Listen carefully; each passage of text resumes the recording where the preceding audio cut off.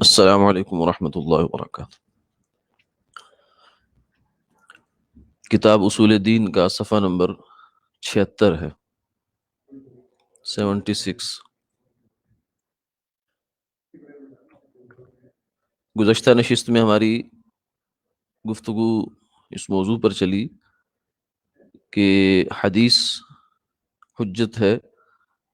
حدیث میں بھی پھر جو مین حصہ ہے،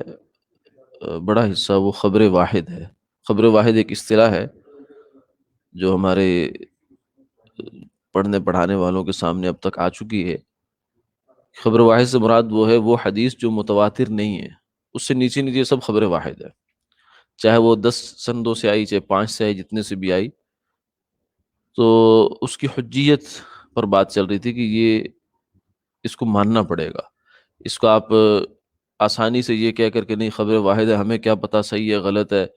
اور جناب خبر واحد تو ظن کا فائدہ دیتی ہے، یقینی بات تو ہوتی نہیں ہے، یہ باتیں بہت سادگی ہے، ضرورت سے زیادہ سادگی ہے۔ خبر واحد کو یا حدیث کو اس بنیاد پر رد نہیں کیا جا سکتا۔ آج کی نشست میں ہم یہ دیکھیں گے کہ شریعت میں خبر واحد کو کیا درجہ دیا گیا۔ تو شریعت کی نظر میں خبر واحد دلیل ہے۔ دیکھیے سورہ حجرات ہے، آیت نمبر 6 ہے۔ فرمایا یا ایھا الذین آمنوا ان جاءکم فاسق بنبأ فتبینوا، اے ایمان والو اگر آئے تمہارے پاس کوئی گناہ گار خبر لے کر تو تحقیق کر لو۔ آیت سے معلوم ہوا کہ اگر کوئی عادل ثقہ آدمی خبر لائے تو قبول کر لینی چاہیے یہ بات۔ یعنی اگر ایک آدمی معتبر آدمی ہے، دیانتدار آدمی ہے، کوئی اس پہ وجہ نہیں ہے، شک کرنے کی کوئی وجہ نہیں ہے، اور وہ آپ سے ایک بات آ کر کہتا ہے تو اس کو نہ ماننا یہ کوئی بات نہیں ہے۔ کیوں؟ اس لیے کہ قرآن تو یہ کہتا ہے کہ جو گناہ گار آدمی خبر لے تو اس کی بھی تحقیق کرو کہ شاید وہ ٹھیک کہہ رہا ہو، یعنی شاید وہ ٹھیک کہہ رہا ہو۔ اس لیے اس کی بات کو بھی اس وجہ سے کہ وہ ظاہر میں غلط آدمی ہے تو لہذا اس کی ہر بات کو اٹھا کر رد کر دو، نہیں، ایسا نہیں کہنا، بلکہ اس کو اس نظر سے دیکھو کہ شاید وہ ٹھیک کہہ رہا ہو تو تحقیق کرو۔ تحقیق میں اگر تمہیں وہ بات ٹھیک نظر آئے تو قبول کر لو اس کو۔ تو اس سے پتہ چلا کہ جو اگر وہ آدمی خود معتبر آدمی ہے تو پھر تو جو فرسٹ امپریشن ہے اس آدمی کو وہی ٹھیک ہے، تو اس لیے تو قبول کر لینی چاہیے بات۔ اب اس میں یہ اس وہم میں نہیں آدمی کو جانا چاہیے کہ شاید وہ غلط کہہ رہا ہو، ٹھیک ہے؟ یعنی قرآن پاک کا جو انداز بیان ہے وہ یہ ہے کہ خبر واحد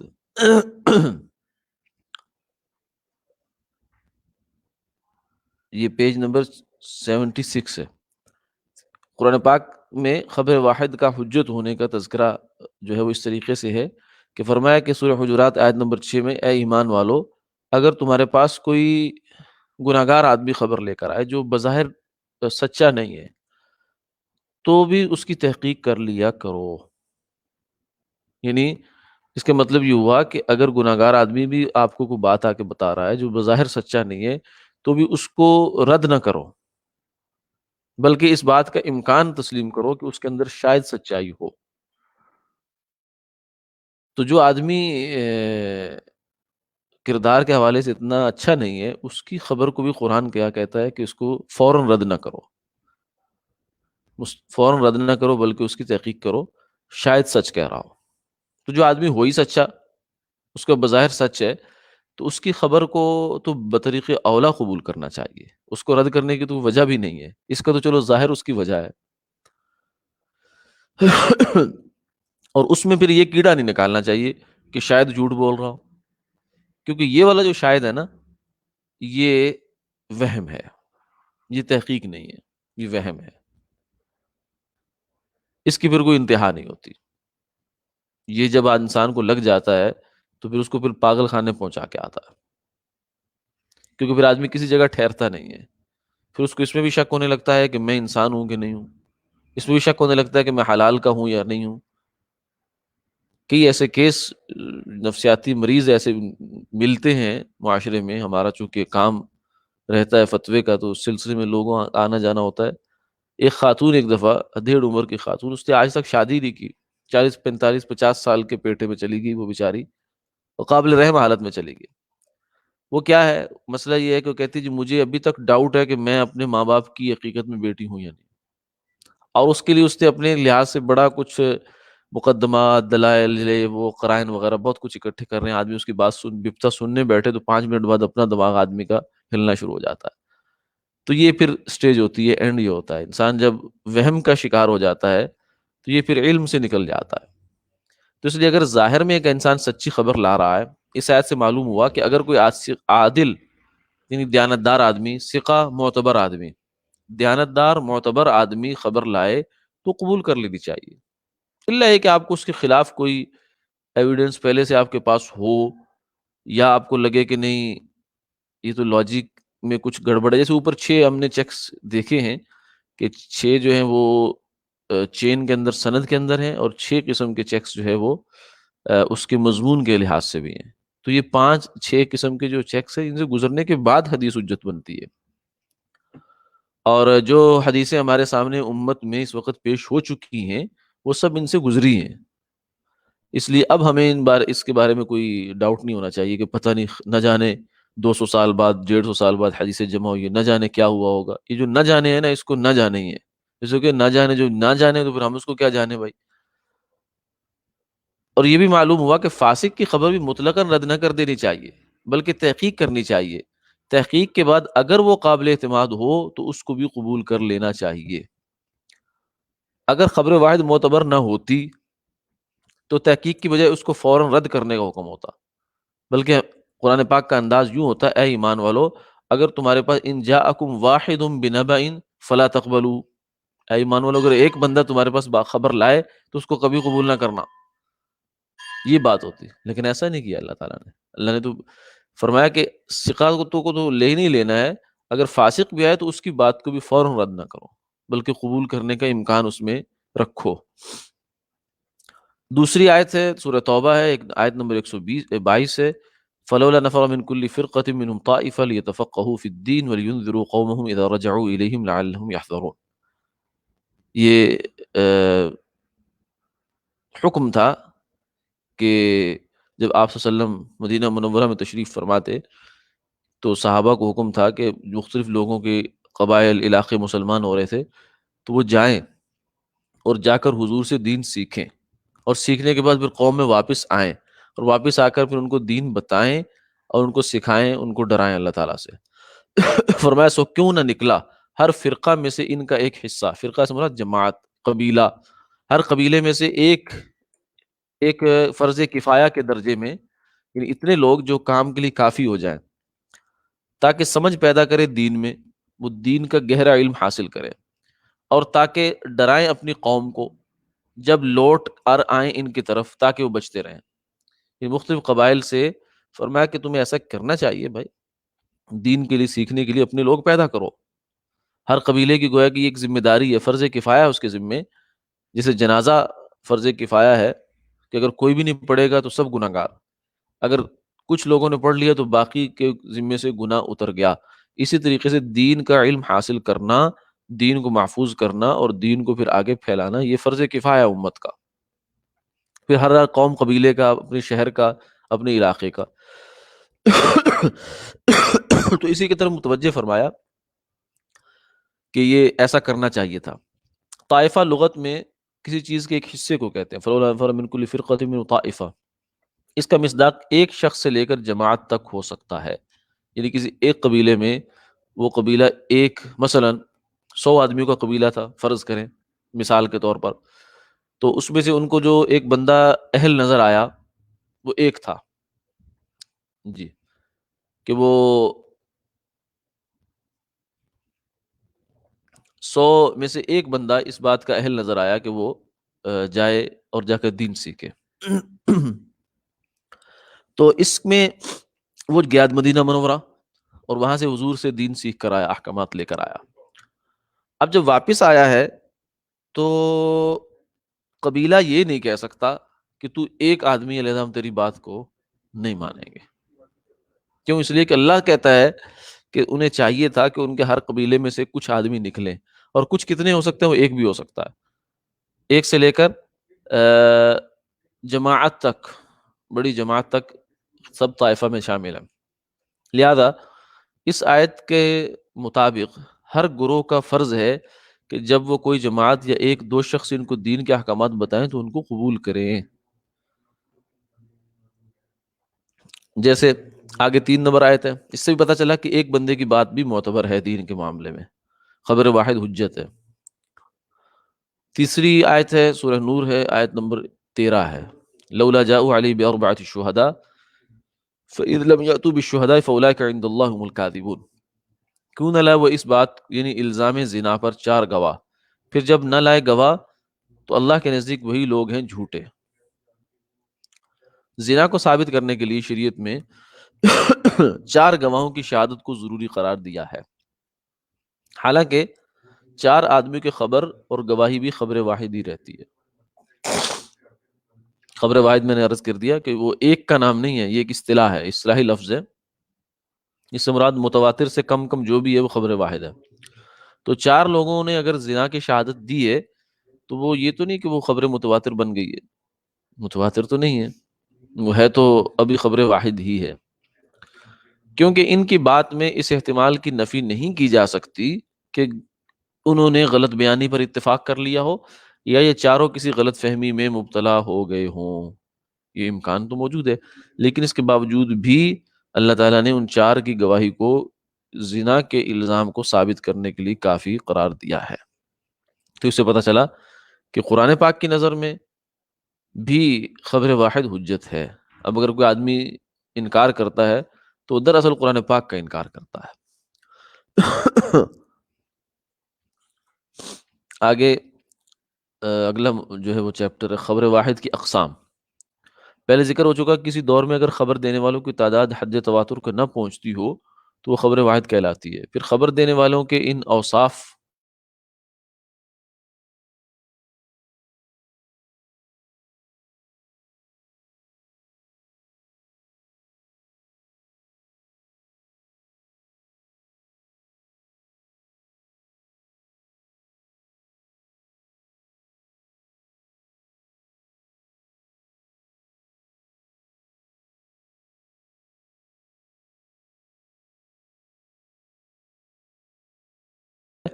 اس حدیث کو شریعت میں کوٹ کیا جائے گا، اس کو لیا جائے گا، اس کی بنیاد پر کچھ نہ کچھ آگے احکامات ثابت ہوں گے۔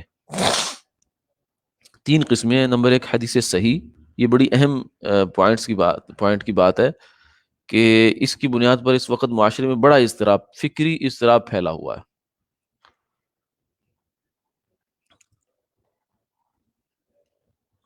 یہ کوئی ریکارڈنگ چل پڑی ساتھ اسلامی عقائد کی۔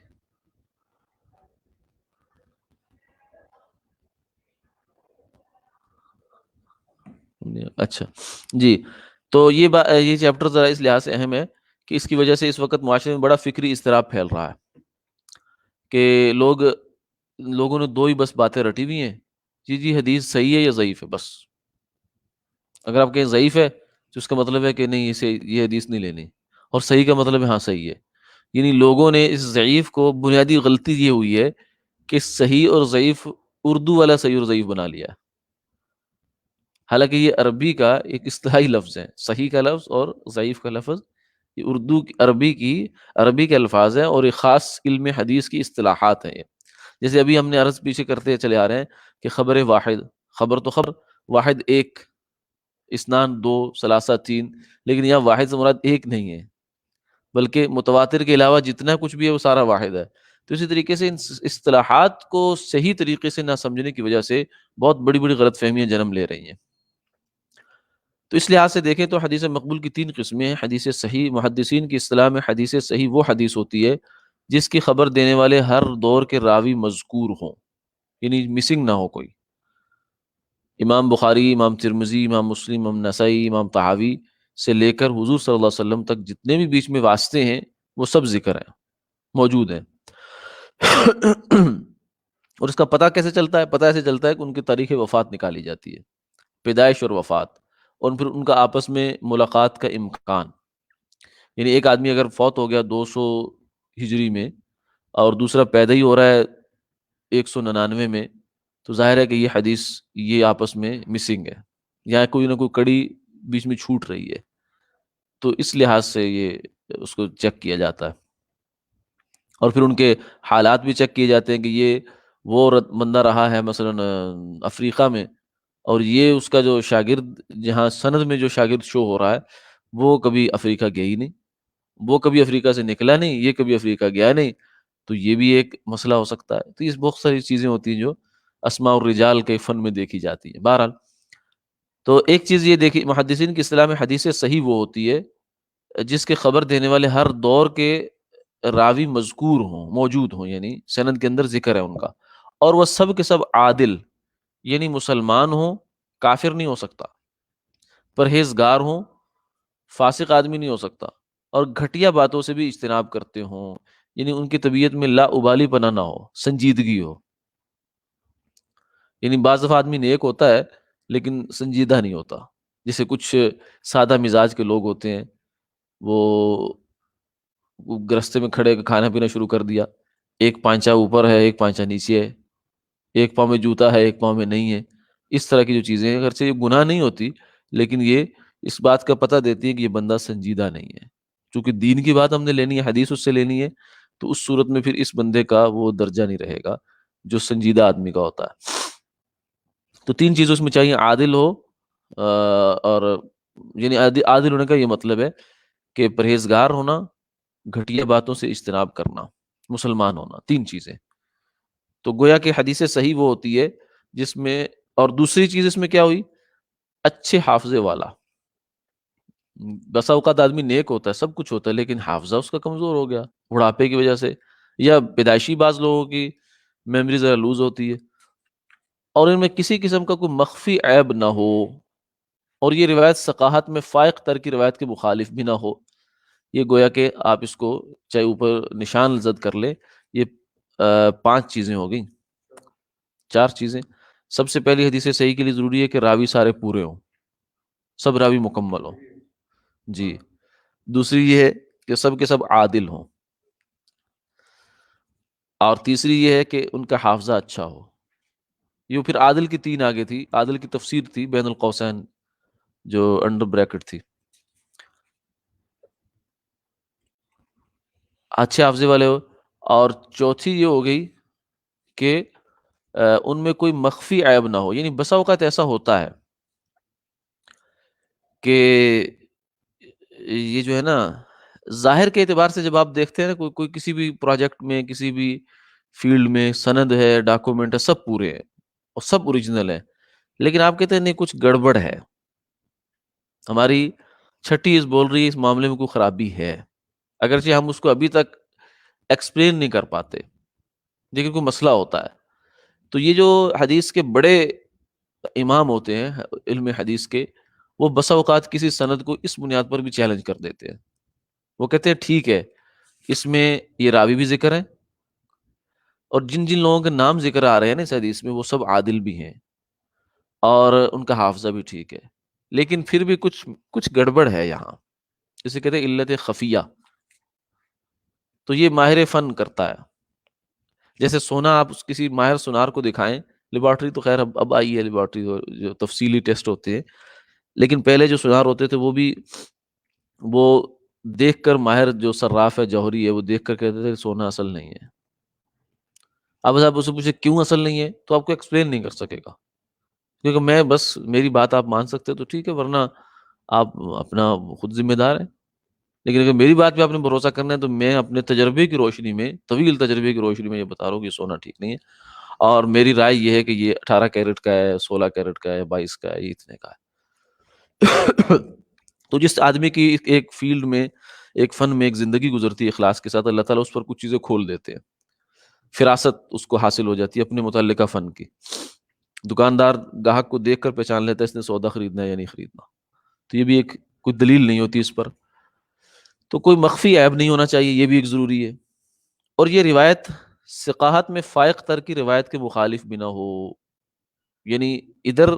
ایک راوی ایسا ہوا یعنی ایک حدیث ہے اس میں مضمون کچھ اور ہے، دوسری طرف جب ہم دیکھتے ہیں تو یہی اسی مضمون کی ایک روایت ہے لیکن اس کا مطلب کچھ اور ہے، اور وہ اس کو دیکھا جائے تو وہ راوی زیادہ پائے کے ہیں بنسبت اس کے، اگرچہ پائے اس کا بھی ٹھیک ہے، عادل یہ بھی ہیں، ثقہ بھی ہیں، پورے بھی ہیں، اور کسی نے اس پر کلام بھی نہیں کیا بڑے محدث نے اس سند پر، لیکن اس کے باوجود وہ مخالفت ثقہ کرتا ہے، ثقہ کی یعنی اس اپنے سے بڑے کی مخالفت کرتا ہے، تو اس وجہ سے بھی یہ حدیث صحیح نہیں رہے گی۔ تو گویا صحیح حدیث ہونے کے لیے یہ 5 جگہوں سے اس کو مزید گزرنا ہے۔ آگے دوسرا درجہ یہ مقبول کا گویا کہ اعلیٰ درجہ ہو گیا، یعنی جس حدیث کو شریعت میں فقہ میں ہم قبول کرتے ہیں اس کا اعلیٰ درجہ حدیث صحیح ہوتا ہے۔ دوسرا درجہ ہوتا ہے حدیث حسن، یہ وہ حدیث کہلاتی ہے جس میں حدیث کی صحیح کی تمام باتیں پائی جاتی ہیں، اوپر کی 5 چیزیں اس میں ہیں، سوائے اس کے کہ اس کے راویوں کے یعنی خبر دینے والوں کا حافظہ نسبتاً کمزور ہے، نسبتاً کے لفظ پہ دھیان رہے، یعنی بالکل کمزور ہوگا تو وہ تو آگے چلی جائے گی، یعنی کچھ فرق ہے، اس طرح کا مضبوط حافظہ نہیں ہے جو اوپر والوں کا تھا، تو یہ حدیث تھوڑی سی کم درجے میں چلی گئی، لیکن چونکہ نیک لوگ ہیں، سمجھدار لوگ ہیں، اور کسی چیز کی مخالفت میں نہیں ہیں، تو اس لیے ان کی بات کو ہم کہہ دیں کہ نہیں جی تھوڑا سا حافظے میں کمزوری آئی تو بھی اس کو اٹھا کر رد کر دو، تو یہ بھی زیادہ ہی کو ضرورت سے زیادہ حساسیت بن جاتی ہے، تو اس لیے اس کو شریعت نے اور علماء نے علماء حدیث نے جو محدثین ہیں انہوں نے اس کا ایک درجہ متعین کر دیا کہ اگر 19-20 کا بھی فرق ہے تو فرق رکھا جائے، 19 والے کو 18 کا درجہ نہ دیا جائے اور نہ ہی 20 کا دیا جائے اس کو، تو یہ حدیث حسن ہوتی ہے۔ اور تیسری حدیث جو ہے حدیث مرسل ہے، قرون ثلاثہ یعنی صحابہ تابعین اور تبع تابعین کی مرسل حدیث بھی مقبول ہے۔ مرسل کا مطلب یہ ہوتا ہے، یہ آگے آ رہا ہے کہ صحابی یا تابعی یا تبع تابعی رسول اللہ صلی اللہ علیہ وسلم کی حدیث کسی واسطہ سے سنیں لیکن اس حدیث کو آگے بیان کرتے ہوئے واسطے کو ذکر نہ کریں، براہ راست یوں کہہ دے کہ رسول اللہ صلی اللہ علیہ وسلم نے یوں فرمایا، یہ ہوئی بات۔ ویسے یعنی اس میں دیکھیں آپ کو پہلے نمبر مسنگ ہے، یہ جو تھا نا ہر دور کے راوی مذکور ہوں، پہلی شرط اس میں نہیں پائی جا رہی، لیکن مسئلہ یہ ہے کہ خیر القرون کا اگر راوی بیچ میں سے نکل بھی گیا، صحابہ یا تابعی یا تبع تابعی نکلا یا صحابی نکل گیا، تو اس صورت میں کیونکہ اگر صحابی کہہ رہا ہے قال رسول اللہ پھر تو کچھ کہنے کی ضرورت ہی نہیں ہے، پھر تو مسئلہ دیکھنے کی ضرورت نہیں کہ کیا مسئلہ ہے، بیچ میں کوئی مسنگ ہے یا نہیں ہے، یعنی اس صحابی نے ڈائریکٹ حضور سے یہ بات سنی تھی یا نہیں سنی تھی، اس بات کو کوئی چیک نہیں کیا جاتا، نہ ضرورت ہے اس کی۔ اگر تابعی کہے کہ حضور نے ایسا فرمایا تو یقینی بات ہے انہوں نے خود تو نہیں سنا کیونکہ صحابی نہیں ہے، تابعی بیچ میں کوئی نہ کوئی صحابی ہے، تو صحابی اگر بیچ میں سکپ بھی ہے تو اس سے کوئی حرج فرق نہیں پڑتا، کیوں؟ اس لیے کہ الصحابۃ کلهم عدول، جتنے بھی صحابہ ہیں وہ سب کے سب عادل ہیں، معتبر ہیں، ثقہ ہیں وہ۔ اور اسی طریقے سے اگر تبع تابعی کہتا ہے تو اس کے اوپر بھی 2 جن کو اس نے سکپ کیا ہے وہ ایک صحابی ہے اور ایک تابعی ہے، تو تابعین بھی خیر کے زمانے میں ہیں اور صحابہ بھی خیر کے زمانے میں، تو اس لیے یہ حدیث مرسل بن جاتی ہے۔ تو یہ بھی ایک درجہ ہوتا ہے، عام طور سے بعض لوگ اس کو بھی ضعیف کہہ دیتے ہیں، آج کل ہمارے ہاں جو ہمارے خاص طور سے اہل حدیث بھائی ہیں انہوں نے حدیث کی ایک نئی جو ہے نا اس کی چھانٹی کانٹی شروع کر دی ہے، اور اس کے نتیجے میں انہوں نے بہت کچھ الٹا سیدھا کر دیا ہے جو پیچھے سے چلا آ رہا تھا سلسلہ، تو اس میں مرسل کو وہ کہتے ہیں جی کوئی حدیث نہیں ہے، یہ بھی ضعیف ہوگی جی کیونکہ بیچ میں راوی نہیں ہے اس کے اندر، حالانکہ بھی دیکھنے کی بات یہ ہے کہ راوی کون سے درجے میں چھوٹا ہے یہ بھی تو دیکھو۔ آگے حدیث غیر مقبول کی 2 قسمیں ہیں، حدیث موضوع، حدیث ضعیف۔ حدیث موضوع، موضوع یہ بھی عربی زبان کا لفظ ہے، اس کا مطلب ہے گھڑا ہوا، وضع کرنا، یہ وہ حدیث ہے جو کسی نے گھڑ کر نبی صلی اللہ علیہ وسلم کی طرف نسبت کر دی ہو، یعنی گویا کہ اس حدیث کا سرے سے وجود ہی نہیں ہوتا، اس کو کچھ بھی وجود نہیں ہوتا، بلکہ کسی نے بیٹھے بیٹھے کوئی عربی کا لفظ بنا دیا اور ملتا جلتا لفظ بنایا جس سے کسی کو شک نہ پڑے کہ یہ کیا ہے، اور پھر اس کو بنا دیا، تو اس موضوع پر بہت سی کتابیں موجود ہیں جنہوں نے علماء نے اس کو الگ کر دیا کہ یہ موضوع ہے، یہ موضوع ہے، یہ موضوع ہے۔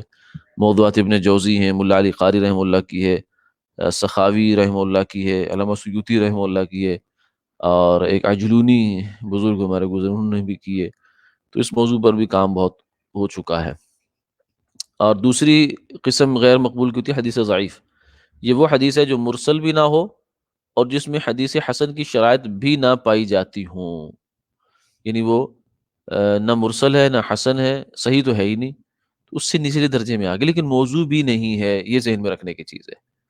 یہ حدیث ضعیف موضوع بھی نہیں ہے، یعنی بالکل من گھڑت نہیں ہے۔ آج کل جو افراط و تفریط ہو رہا ہے نا، وہ یہی ہو رہا ہے کہ لوگ حدیث ضعیف کو موضوع کے درجے پر لے گئے، ضعیف کہہ دیا، بس اسی وقت ان کی تیوری چڑھ جاتی ہے، وہ کہتے ہیں یہ تو اس پہ تو باتیں نہ کرو بھائی، تو ضعیف ہو گئی۔